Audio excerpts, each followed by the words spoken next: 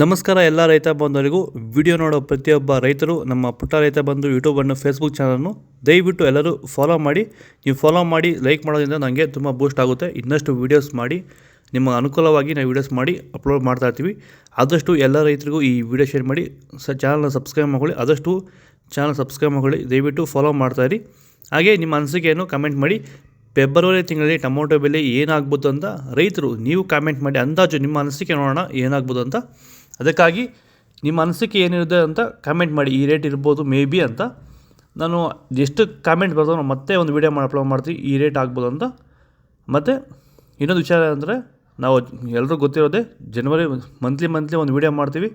Next month rate ಏನಾಗುತ್ತೆ ಅಂತ. ಒಂದೊಂದು ಟೈಮು ಚೆನ್ನಾಗಿ ನಾವು ಅಂದ್ಕೊಂಡಾಗ ಆಗುತ್ತೆ, ಒಂದೊಂದು ಟೈಮ್ ಸ್ವಲ್ಪ ಏರುಪೇರು ಆಗುತ್ತೆ. ಅದೆಲ್ಲ ಗೊತ್ತಿರೋದೆ.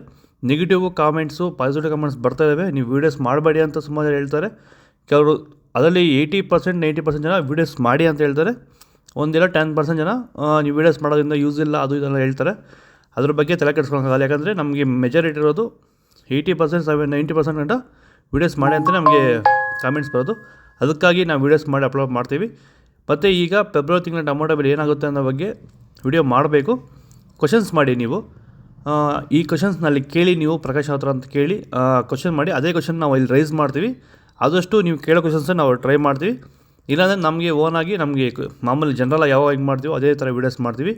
ನೀವು ಡಿಫ್ರೆಂಟಾಗಿ ಏನಾದರೂ ವೀಡಿಯೋಸ್ ಈ ಥರ ಕ್ವಶನ್ಸ್ ಕೇಳ್ತೀವಿ, ಈ ಥರ ಮಾಡಬೇಕು ಅಂತ ಅಂದ್ಕೊಂಡಿದ್ರೆ ಅದು ಕ್ವಶನ್ ಸೆಂಡ್ ಮಾಡಿ, ಟೈಪ್ ಮಾಡಿ ಸೆಂಡ್ ಮಾಡಿ. ಅದೇ ಕ್ವಶನ್ಸ್ ನಾವಲ್ಲಿ ಕೇಳ್ತೀವಿ. ಆದಷ್ಟು ಈ ವಿಡಿಯೋ ಎಲ್ಲ ರೈತರಿಗೂ ಶೇರ್ ಮಾಡಿ. ತುಂಬ ಯೂಸ್ ಆಗುತ್ತೆ. ಫಾಲೋ ಮಾಡಿ ನಮ್ಮ ಪುಟ್ಟ ರೈತ ಬಂದು ಯೂಟ್ಯೂಬ್ ಚಾನಲ್ನು.